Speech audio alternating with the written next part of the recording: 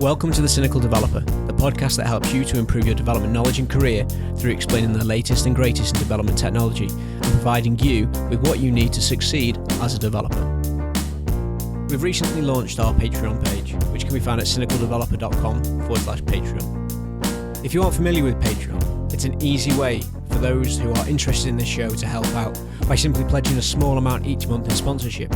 Now that could be as little as $5 a month, which is about £3.80, or as much as you like. You will enable us to dedicate more time creating more content to help you, including videos, more blog posts, and even more shows. So if you can, head over to cynicaldeveloper.com/Patreon and get involved. In this episode, I wanted to talk about pivoting in your career. And here to talk to us today is Zac Braddy. Zac is a lead software developer and casual content creator. He has worked in a number of industries throughout his career and solved a number of software problems. He's worked with legacy ASP.NET apps all the way up to bleeding edge microservice systems and everything in between. Currently, Zac is working at Kudu.io, that's Kilo Oscar Oscar Delta Oscar Oscar India Oscar, where he has been working to help architect and implement for them the state-of-the-art microsystems from scratch, which includes all those nice buzzwords that developers love to talk about and work with. Now, Zac does this with the view of trying to write software that helps people easily access the information and the functionality that can save them money with their mortgages at the click of a button. Zac formerly ran The Reactionary, where he marketed himself with his skills in React in the form of tutorials and informational blog posts. And we also spoke to Zac back in episode 3 about React. And this all saw a really good amount of success in the very short 8 months that it was running before Zac decided to pivot into something more casual, as he refers to as a casual content creator. And it's pivoting that we're here to talk about today. So welcome back to Cynical Developer, Zac. Well, thanks again for having me, James. Yeah, it's not a problem. It's always a pleasure and never a chore. Yeah, absolutely. It's I'm glad we've been able to keep in touch after it's literally been years, hasn't it? Yeah, I think we must be knocking on for about 3 years now, easily. Well, congratulations for keeping everything up and running for all that time. Yeah, thanks. Yeah, the podcast's been going for some just over 2 years now, and I think there was probably 12 months or so, or 6 months before that, where we were hanging around in the coding blocks community before we got pushed to go and do our own things. Yeah. That wasn't pushed out of the community. We're still there, although we were very busy with all our own projects that everybody there helped us to achieve. Oh, yeah, there's lots of inspiration to be found from the coding blocks community. I've certainly I've seen myself go in leaps and bounds, with the confidence that I've gained from speaking with everyone in that community. Yeah, definitely. And it's I've been in a very similar position, I think, with it. I'm very, very grateful for the effort that everybody puts in over there. So we're here today to talk about pivoting, and I guess it could be a bit of a funny word that people may not understand. So I guess as a starter, what would pivoting be for you, for your career? I mean, for me, pivoting is essentially pivoting is the same for everyone, really. It comes from, lean startup principles, whereby you follow a path that you think will take you towards success. And at some point, at many points, you test that theory that it's going to lead you to some form of success. You use some form of measurements, how successful you might be fiscally, or how many people are following you, or some measurement. And if you aren't making those measurements as you expected along the journey, then you decide to change your trajectory. And you don't necessarily have to completely throw everything that you've done so far in the bin, but you take things that kind of worked from what you've got, and you can reconfigure them into something different that will hopefully lead you towards the towards the success that you're looking for. Yeah, yeah, and I think in my career I've done a lot of pivoting. It's not been they've not been huge changes, so it's not like I've gone from being a .NET developer to suddenly deciding that I want to sell pressed flowers or anything like that. But just taking that slight different approach, and maybe trying to push my career a little bit faster, and a little bit further than where I could possibly go. Sort of getting to the end of the road with the choice that I made, and realizing that I've made the end of that journey and go, right, where do I go to next? Yeah, and I think many people do pivoting throughout their career without even realizing they're doing it. Someone might begin their career as a junior full stack developer, and as they move throughout their career, they start thinking, actually, I really like the front end. And what you might find, 3, 5, 7, 10 years later is that you no longer have a full stack developer. You've got a front end developer, because as their career's gone on, they've just gravitated towards that until eventually they've made the leap. So yeah, as I say, pivoting is something that sometimes we just do innately. It's just because, I really like that, so I'm gonna move towards that. And in what I was saying earlier, you don't throw everything in the bin when you make those pivots. Like the difference between a full stack developer and a front end developer isn't so vast that you have to throw all the skills that you learned as a full stack in the bin.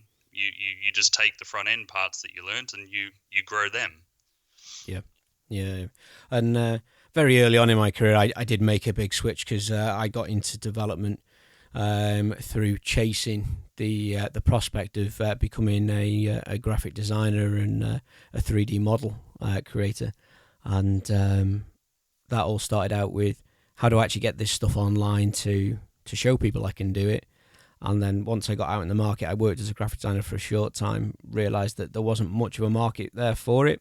And the market there was really cutthroat. You had to be the best of the best to actually succeed. And I realised I quite enjoyed writing code, so it was like a case of, well, I'm going to become a programmer, and sort of pivoted that way. And do that really illustrates one of the really big powers of pivoting, is that you've now become a developer that can draw, Yeah, which is a that's a real unicorn right there. Like a developer with design skills. It's yeah.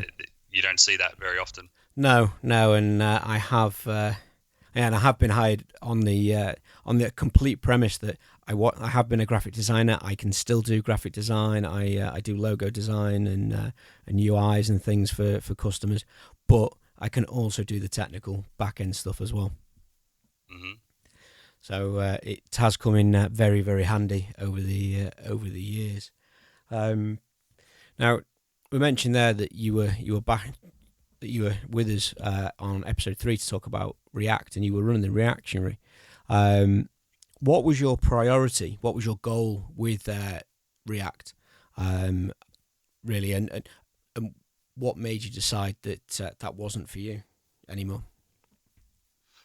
Well, I mean, it's not a short story, so if you'll indulge me, I'll try and cut it down to the highlights.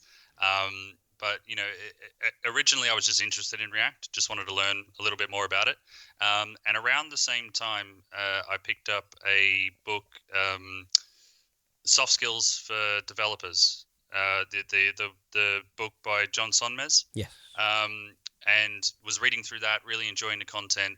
And if it, to save everyone the time of having to read the whole book, the premise is that you can be more than just a developer. You can go out, you can write blogs, you can do all these things that put you out there in the community, and you don't just have to be an expert in your field, though you may be. You can also market yourself as an expert, and help people in that way, because you can put out tutorials and all that kind of stuff. And it's that theory that no matter how little you think there's always someone one step behind you that you can teach things to. And even if there isn't someone one step behind you, even if they're just solidifying ideas in their minds, sometimes you can be the best person to teach those people, because you're both kind of at the same stage of learning. And so you've got this unique ability to be able to find the parts that are really difficult that maybe an expert won't be able to find, because for them it's just simple and it's obvious, and why would I say that sort of thing. um, so based on that premise, I went about putting together the reactionary, and deciding to be more part of the developer community, because up until then, I'd joined a few Slack channels and listened to a few podcasts, but I'd never really gotten into things myself. And as I started growing the reactionary, and I started making more regular content, I started getting more people reading, and lots of people were commenting on what I was doing, and some of those comments were even nice. Uh, I started making YouTube videos, and it just really snowballed and escalated. And I was seeing a lot of success from it. I was contacted by Manning, and I did my course, and I was spending money on equipment and all this stuff, and I was really getting into it, and I even got to the point where I thought, you know what, this is what I'm going to do. I'm going to go out and I'm going to be a content creator, like your John Sonmez's, who, I mean, John Sonmez, he might do some contracting work and stuff here and there, but I think a large part of his crust is going to be coming from what he does as an influencer these days, and that's kind of what I was going to go after. And it was kind of because I was disillusioned with the work that I'd been doing. I'd worked at a lot of places that we're kind of like, do this, code monkey, and I'm like, well, that would be a bad thing to do, and they're like, I don't care. And it was all this stuff that I was learning was really kind of not really going anywhere. But with this influencer thing, I had a opportunity to do something. But there was kind of like a dark side to all that. As I said, I was spending a lot of money, and I was spending a heap of time. Like, I'm talking like I'd come home from work, I'd do somewhere between 4 and 5 hours a night on learning things, writing blog posts. I'd be reading things both ways on my commute. On the weekends, I'd get up at 6 a.m. and I'd work until midday, because that's as long as my family could tolerate me ignoring them. So I'd be basically having one day off a week, and the rest of the week, so I was working, sort of 18-hour days sort of thing, by the time you factored in the work I was doing at work and the work I was doing at home. And it was just making me miserable. Yeah. And it got to the point where I started seeing some success, and I had a few people inviting me to write blog posts, and I had I ended up doing the course with Manning, but I had some people inviting me to write books as well, and things like that. And I just thought, yeah, I can do that, but I don't want to. Yeah. And I started realizing that for all the success I was gaining, all I was the fruits of that success was allowing me to write more blog posts and more books and stuff, which I didn't really enjoy doing anyway. Yeah. So that's kind of why I ended up, folding all that up, because it was just, I guess I reached a point where it had sort of reached its logical conclusion, and I thought there's just no point in whipping myself anymore. Yeah, and your blog posts and your video content, it was all, as you say, it was a lot of work. Those long form blog posts took a long time to put together. And I've tried blogging in the past, and I think you touched on it a little bit then, and it was a case of you would write stuff and you think, well, if I know this, then surely everyone else knows this, and you become a little bit disillusioned to what you're actually writing about, and you're putting it out there thinking, no one's actually going to write, and no one's actually going to read this, so what's the point? And then you're spending all the hours doing it to give back to the community, to improve your career prospects as well, I guess, a little bit. But as you say, it becomes a vicious circle, because the more you do, the more people want you to do, which means you've got less time to actually spend with the people that you're doing this for, and they end up resenting what you're doing. Yep, absolutely, absolutely. And some people just get it as well. Like it's maybe I was doing it wrong, or maybe the way that I wanted to do it was not the way that you needed to do it in order to be able to do it at the scale that some of these other content creators do it. Because certainly, I mean, they might just be putting on a face, but a lot of the larger content creators seem pretty happy in what they're doing, and maybe they just enjoy that sort of work, and they find it engaging and everything. But for me, it was just a real grind.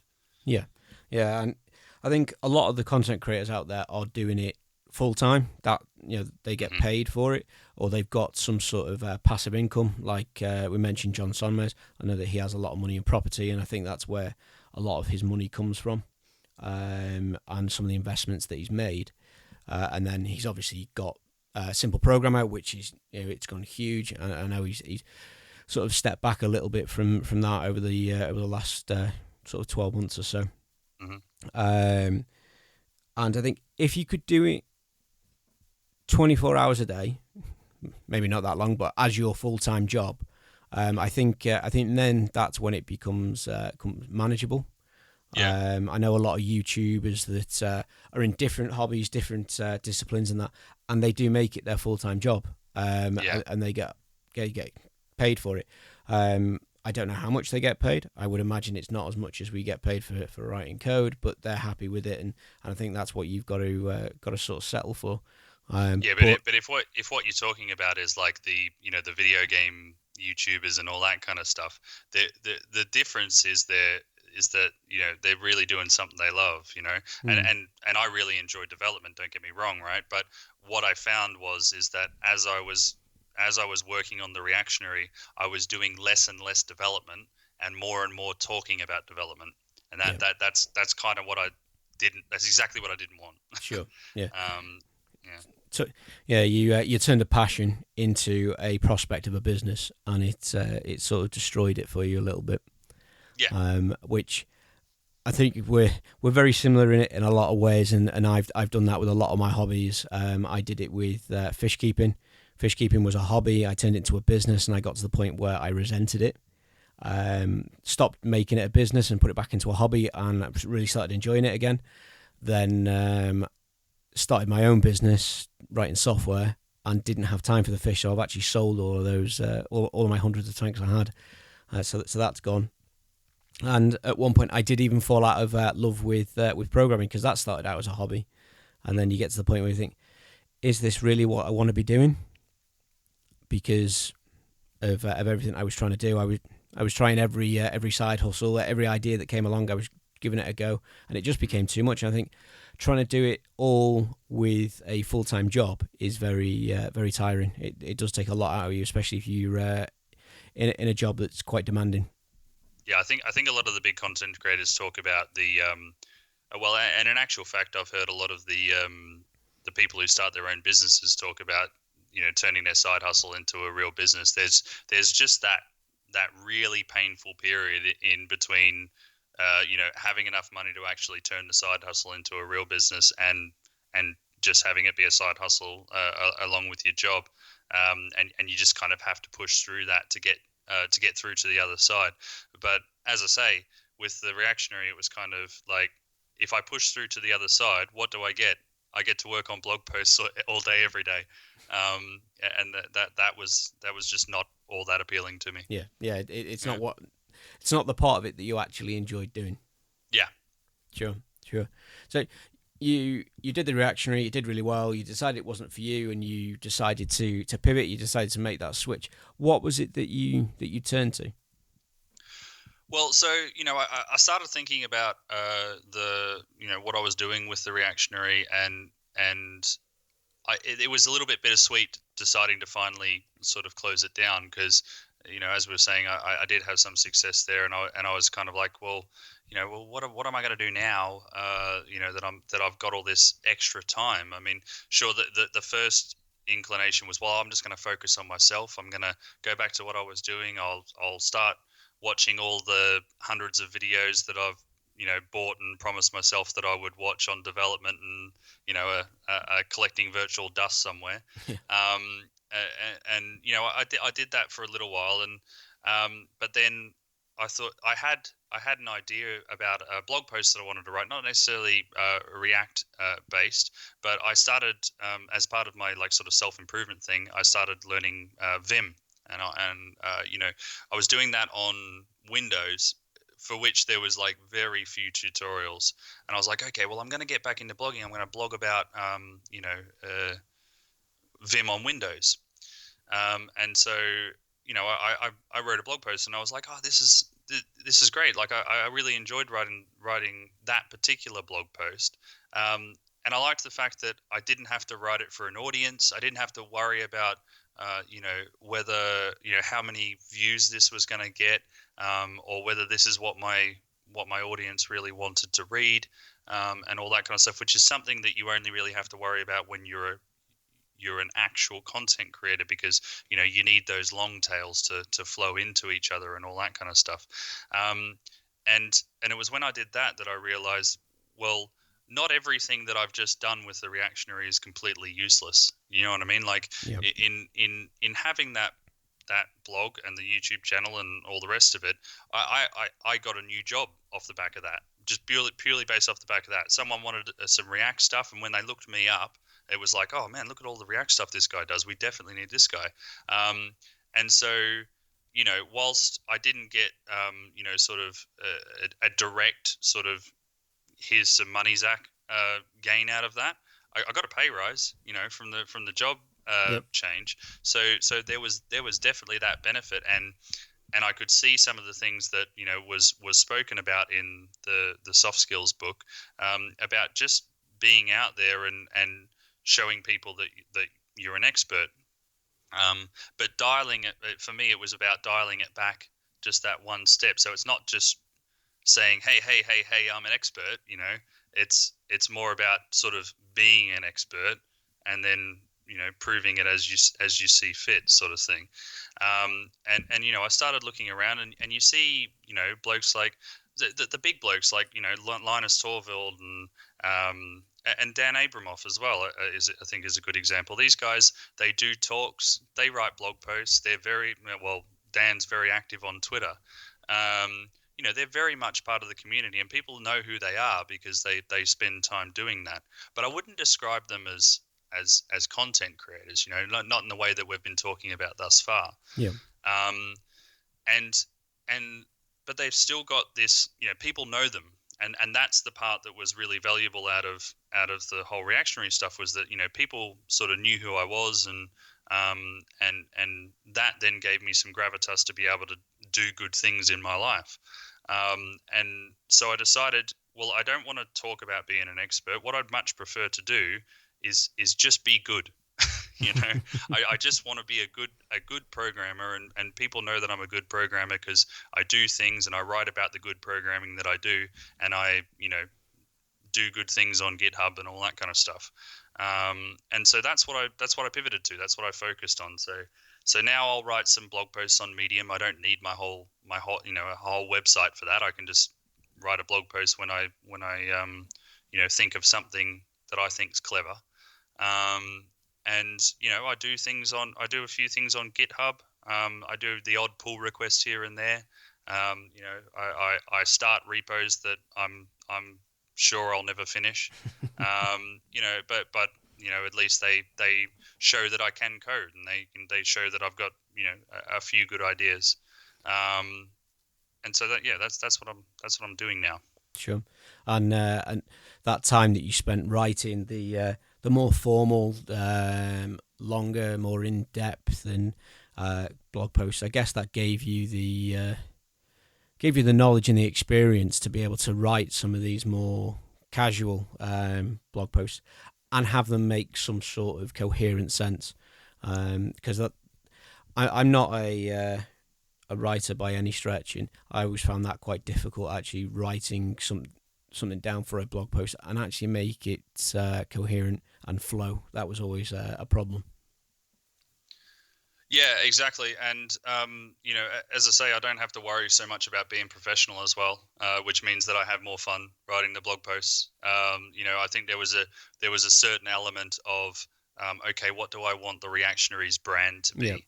And what sort of articles get written on the Reactionary, and they all have to have this sort of like logical, or like when you're reading a Reactionary blog post, it needs to feel like a Reactionary blog post. All these airy fairy things that really I don't want to have to think about. And so now my blog posts are full of memes, and things like that. I make it fun. I write a couple of paragraphs, and then I'm like, what's a good meme that would fit these paragraphs? And then I go off and do that. And the other thing is that my blog post now will take, I'll take my time. I'll do an hour here, an hour there. It might take me sort of 2 weeks to put one together. And there's still those long form posts that I used to do, but I think they flow so much better now because I'm not racing towards a deadline to get this week's blog post out. yeah. Or trying to do 2 blog posts in a week so I can get ahead and feel like I've had a holiday because I've taken Saturday off. Do you know what I mean? Yeah, yeah, I know exactly what you mean with that. Doing the podcast, it's not as much as a demand on my time as writing a lot of blog posts and doing videos and editing them, and that is. But it does get in the way, and we've just come back off a short break from the end of 2018, and that happened because I was just on burnout, I think. I just started up a new business. I've got a young family, trying to do all that, trying to get an episode out every week. At times I was getting ahead of myself and I was a few months ahead, but then that was upsetting the people that I was interviewing because they were like, oh, well, we've interviewed and this episode's not going to go out for 3 months. Yeah. Oh, all right. And you think, well, yeah, so you need to sort of do the interview, put it out, do the interview, put it out. But like you said, you don't feel like you get any time off, and then you feel obligated to do content because you know you've got people sitting there biting at the bit, waiting for the next bit of amazing, super enlightenment that you're going to dish up for them.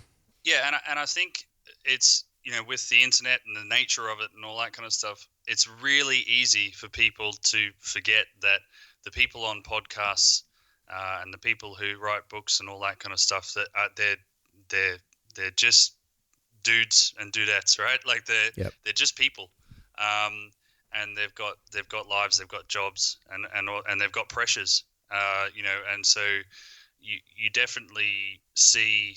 It's almost like you get a minor taste of celebrity. You know what I mean? Like people have the same sort of feeling of privilege around content creators as they do around celebrities. It's like, oh well, you wanted to be a content creator, so don't tell me that your blog post is going to be a week late. I was waiting to read that, sort of thing. You know what I mean? Like, I mean, it's not that that bad, but there's definitely people who, if you put out regular content, if you miss a week, people are going to notice that and they're going to say something about it.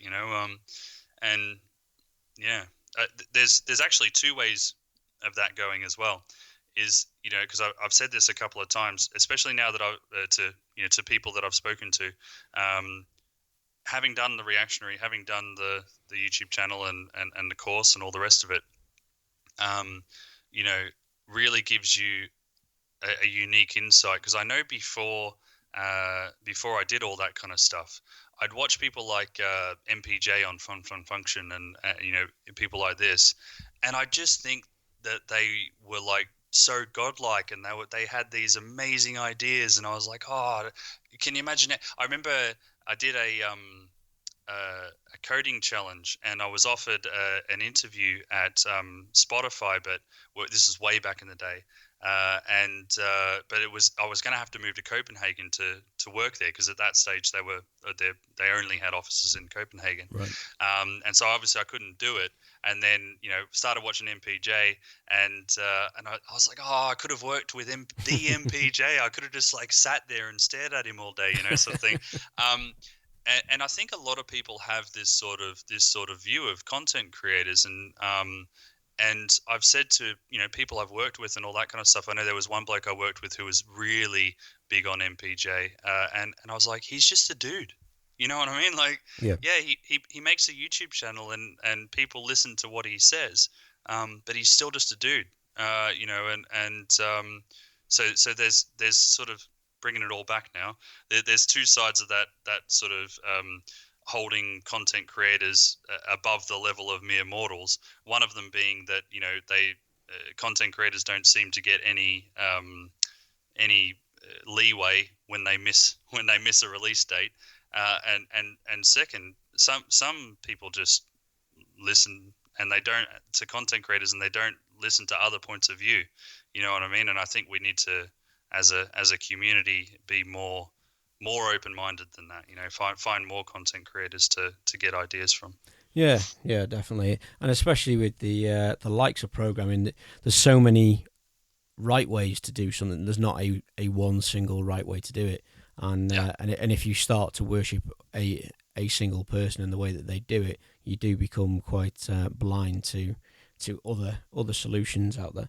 It's a bit like I'm a C# developer, and I always look for the solution with C#, but there could be a solution in Python or JavaScript that is a little bit more elegant, a little bit quicker, a little bit better. But because I don't know about it, and I'm being ignorant to that other information, I don't see it.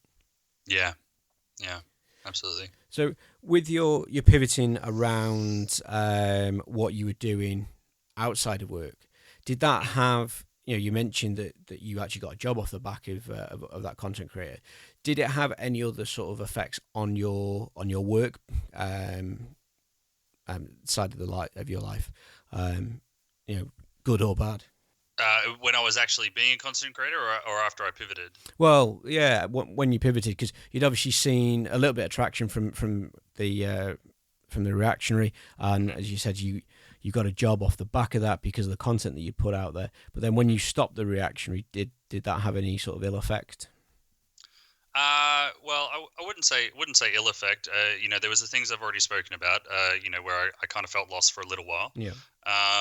But then once I got myself back on track, I think pivoting for me was just a real sort of it holistically enriched me, because not only was I able to take all the learnings that I'd taken from the route that I now knew was not right for me, I still took the strengths out of that and then incorporated it into something that was far more healthy for me. I got to spend more time with my kids, and my family, and enrich those relationships. I got to spend far more time enriching myself as a developer because I now had the time to go and look at things that weren't React because I wasn't searching for my next blog post topic, and that meant I was better at work. I was less tired because I was not up until 1 a.m. every single day, so as there was a real holistic sort of thing. I even got into fitness, which was weird because I'm a skinny kid and always have been, but I spent 3 months bulking, and now I'm a skinny kid. but you gave it a go. But I gave it a crack, you know what I mean? And even with that, I took some learnings from that. And whilst I'm not constantly bulking now, I at least work out every other day, which is not something that's ever happened in my life. But I had the time to look after myself, and I spent that 8 months not looking after myself. So it really gave me the ticket that meant that I didn't have to feel bad about taking some time for myself. Even played some video games. Yeah, that's something that I get ribbed by my friends about. I used to be quite involved with Xbox One. I used to play a lot of that, and I very rarely do anything but work. And we had a new carpet fitted recently, and the Xbox, it's still on the TV stand, but it's not plugged in. It's not even plugged into the TV. And I do look at it sometimes and think it'd be nice just to sit down and play that a couple of evenings, just to take that time out. But Yeah, Yeah. and see that's the thing is that like since I was 8 years old and I got my Mega Drive 2, I've been a massive gamer. Really enjoyed all that kind of stuff. But the I think this is one thing that really rang true. I can't even remember where I heard it from. It might have. I don't want to keep on harping on about the soft skills book, but it might have been from there, where they were talking about, when you're driving on a highway and you're doing 70 miles an hour or 100 kilometers if you're in one of those countries, Yeah. and then you go back to driving on the streets, it feels like you're going at a snail's pace. But if you go from the streets and you look at the speed that other people are doing on the highway, it looks like you're a maniac. You know what I mean? Yeah. Yeah. And I think that analogy holds really well with everything that I was doing with the content creators. I was going 70 miles an hour just constantly for sort of 8 months, and before I was only doing 30. But now that I've reeled back, I'm actually kind of doing about 50 mile an hour now. You know what I mean? So as far as the gaming is concerned, I was a heavy gamer beforehand, and now I look back on it and I think actually that I was kind of unhealthy with the amount that I did of gaming. But then I look at how little gaming I did when I was doing 70 mile an hour, and I feel that's also unhealthy. So now I've got a bit more of a control over it. So that's what I was talking about with sort of holistically looking after myself. I think I kind of went over all my habits, and it wasn't even a conscious thing. I just kind of did it. But I went over each of the things that I do, and I'm like, right, what's is this a healthy level for me? And I think that's then knocked on to benefits throughout my whole life. Yeah, yeah, definitely. And I think sometimes you have to admit defeat with something, and it's like I said earlier. I sold the fish tanks and everything because I really wanted to keep it. I've got a real passion for it. I've got a lot of knowledge there that people find useful. But doing that, doing the podcast, trying to have the family, trying to run my own business, it takes everything out of you, and something somewhere's got to give, and you've got to try and get some time back. Because I know I was at some points where I was getting maybe 3 or 4 hours of sleep a night because I was up doing so many things, and I think I then put a lot of pressure on myself to go, oh well, do you know what? I could do this, I could do that, and you very, very quickly get to burnout, and it's not until you sort of stop, take a couple of steps back and go, my God, what was I doing? Because I know a lot of times I kept getting told, I don't know how you produce or do all the things that you do. And I think when you're in the mix of it, doing it, it's just, well, that's just what you do. Yeah, it's not, and it's as you described, it's that snowball effect, right? Like you do one thing, and then you're like, oh well, I'll do this too, I'll do this too, I'll do this too, and yeah. before you know it, you've got no time to do anything. No. You were talking about buying kit. I've bought kit and it's sat on my desk. I've not even used it for doing streaming. I've been out and bought all the fancy tools for it, but I've not got round to doing it. And I'm at that position at the moment thinking I haven't got the capacity to do it. So it's not necessarily completely stopped, but it's in the pit lane at the moment and waiting to come out. Yeah. So we've talked a lot about pivoting and changing our side hustles and things like that. With regards to doing it to your career as a whole, are there any risks that taking a U-turn, that taking a pivot could bring? Well, if there are, I haven't seen them. I mean, your listeners won't know me as well as you do, but you know me to be quite a resilient sort of guy, and confident to the point of it being a fault at times. The imposter syndrome doesn't really affect me at all, and that can see me sort of go down some dangerous paths. So I'm not sure I would be the best person to to ask advice about that particular thing on. But what I have done recently is, I've been a .NET developer for my entire career, and about 6 months ago I moved to Kudu, and Kudu is a very sort of progressive company.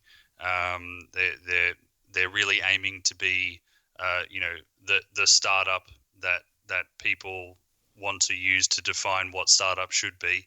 And so in doing that, it's even things like languages aren't sacred. It's sort of which one is the best thing for us to do things with right now. And the decision there was made that JavaScript and Node was a way that as a startup we could accelerate ourselves very quickly to get to market.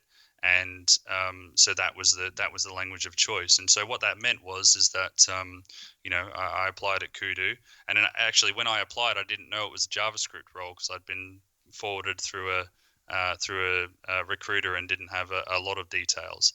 And then so I was talking with my now boss, and we were running through and just geeking out on things, and we're having a grand old time. And then he said, I said, so, what's the software you've got at the moment? He said, well, we're looking to go to something, more microservices, but at the moment we've got, an application on the mean stack. And I said, well, hang on, I'm not a JavaScript developer, right? I'm a .NET developer. And he just kind of went, yeah, but I think you'll cope. so that with that vote of confidence, I headed over, and lo and behold, I did cope. Yep. So that's I guess you could say that's somewhat of a success story for pivoting in your career to quite a drastic extent. But I think some of that success was owing to the fact that after my now boss kind of said, "Oh yeah, look, you'll be fine." It was then in my personality and my psyche to go, "Yeah, I will be fine. I'll be fine." Yeah. And so that's why I'm saying maybe that's not great advice for everyone. If you're likely to freak out at the 11th hour, then maybe a change that big sort of isn't for you, and everyone's got their own comfort levels. Yeah, definitely. I think having somebody else take the leap of faith in you helps quite a lot. And I, unlike yourself, imposter syndrome does get on my back. It is a monkey on my shoulder all the time with a lot of things. And I think in that situation, I'd be telling myself, I can do this. I'll be all right. But then it will be, will you? Will you really? Are you sure? So maybe taking that drastic a turn is not for everybody. But I'd go ahead and say though, James, maybe this is let's not turn this into therapy, but maybe that's a good opportunity for you to remember all the successes you've had throughout your quite successful career, and realize that the answer probably is that you can, right? Yeah, and I think it is that really. It's a lot of trying to get that confidence in myself. And one thing that I have been told is that no matter how outlandish my claims are about what I'm going to do, if I say I'm going to do it, I'll do it. Come hell or high water. So sort of set my mind to it, and you get there. And being that stubborn sometimes wins out. But I think the message for everyone is that if you're not feeling what you're currently working on, if it's not really doing it for you, it's okay to change. It's okay to say, I'm done with this, let's go in a different direction, whether that's your career, whether that's your side hustle or anything like that. And a change is as good as a rest, as they say as well. Yeah, and I think I'd add to that as well is that never let your skill outweigh your ambition. Do you know what I mean? Yeah. Like if your skill ever outweighs your ambition, well then where's your motivation to try harder and better yourself? Do you know what I mean? Yeah, and I think that was one of the points I wanted to make earlier that I forgot about, is that I've always said that if you feel comfortable in the room, if you're not pushing yourself to where you feel uncomfortable with what you're doing, you're struggling a little bit, then you're either in the wrong room or you're just not pushing yourself hard enough. I think you always need to be on that back foot a little bit to drive yourself forward. Yep, keeps the senses sharp. Yeah. So, any final words of wisdom that you would like to share with our listeners? Well, I mean, I guess what I've kind of told might come across as a horror story, and I don't want anyone to sort of walk away with that message. That my foray into content creation, wasn't the right thing for me. That doesn't mean it isn't the right thing for you. And certainly when I say it wasn't the right thing for me, on a long enough timeline, it absolutely was the right thing for me. Being able to go out and do that and then take the great things from it and then incorporate it into something that made me a better developer, made me a better person, is something that I'm really grateful for. And so I guess the message would be just go out there and give things a go. And if they don't work out, then don't throw the baby out with the bathwater. Try and recompose it into something that results in a better you. Definitely. I'm always mocked for my latest and greatest scheme on whatever I'm working on, but then I weigh that up against what these people are actually doing themselves and where they're going and where their life's going, and they're miles behind me. They'll never catch up. They'll never be where I am. So yeah, very, very good points there for all the listeners to take on. And just before we do go, Zac has mentioned the course that he's done for React with Manning. If you are interested in taking his course, then we do have a 40% discount code for that course, which will be available in the show notes. So you'll be able to get that on the website or in your podcast player of choice if it shows show notes correctly. Yeah, don't shoot me if it doesn't. I believe in the show notes you'll also have my Medium and my Twitter, where I put the clever thoughts that I come up with now.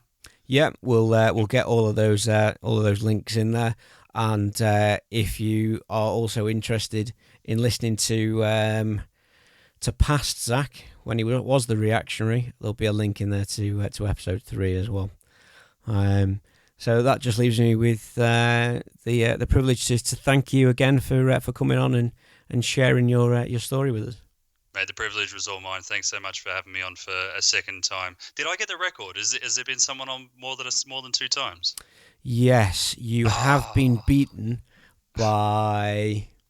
I think there's a joint first place at the moment with 3 visits, and that's one with Lee Mallon and another with Jamie Taylor. I could be wrong on Lee. Maybe he's been on twice, but I'll have to go back and check that.